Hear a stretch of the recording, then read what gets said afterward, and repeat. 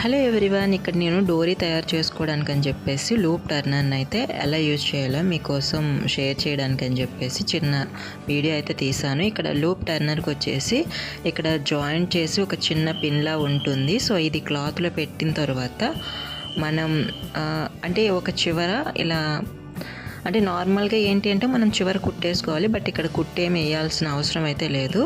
కొంచెం ఇందులో అడ్జస్ట్ చేసుకొని టైట్గా ఫిక్స్ చేసుకొని క్లాత్ని కొంచెం పైకి లాక్కొని ఈ లూప్ టర్నర్ అనేది కిందకి ఇలా కొంచెం గట్టిగా కిందకి లాగారంటే మనకి ఆటోమేటిక్గా క్లాత్ అయితే పైకి వెళ్ళిపోతుంది.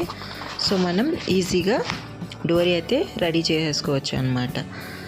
సో ఇక్కడ వచ్చేసి క్లాత్ అనేది ఇంకా థ్రెడ్స్ వచ్చేయడం వల్ల అలా ఉంది, కానీ మీరు కాటన్ క్లాత్ తీసుకుంటే మీకు పర్ఫెక్ట్గా వస్తుంది. నెక్స్ట్ ఏంటి అంటే మనకి ఎంత సన్నగా కావాలంటే అంత సన్నగా మనం డోరీ అయితే మనం ఇక్కడ రెడీ చేసుకోవచ్చు అన్నమాట.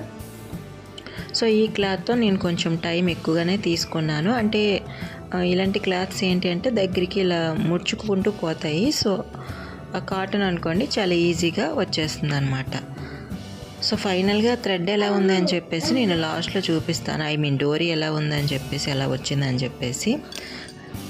ఇలాంటిది ఒకటి మన దగ్గర ఉండడం వల్ల మనకి చాలా అంటే చాలా యూసెస్ అయితే ఉంటాయి. మనకి డ్రెస్సెస్కి చిన్న చిన్న మోడల్స్ కుట్టేటప్పుడు చిన్న చిన్న డోరీస్ అయితే అవసరం ఉంటుంది. సో అలాంటప్పుడు ఇది బాగా యూస్ అవుతుంది అన్నమాట.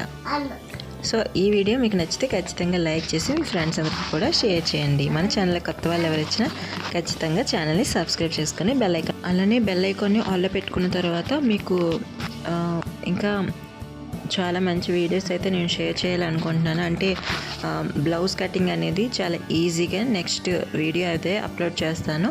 సో అది మీరు మిస్ అవ్వకుండా ఉండాలి అనుకుంటే మన ఛానల్ సబ్స్క్రైబ్ చేసుకొని బెల్ ఐకాన్ని ఆల్లో పెట్టుకోవాలన్నమాట.